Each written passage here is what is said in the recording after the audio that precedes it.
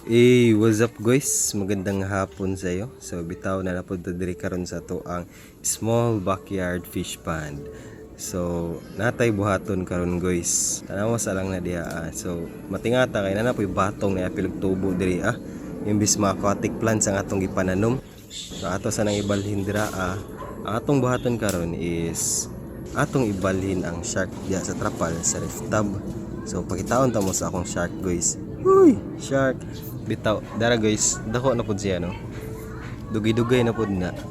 O gamay pa kay na sa ud na. So, samtang nang hinlo ta guys, patong sa takay basig na isawa sa ilaw, mapaakan ta. Dili sa wato nakitaan. Pagkitaon ta mo guys.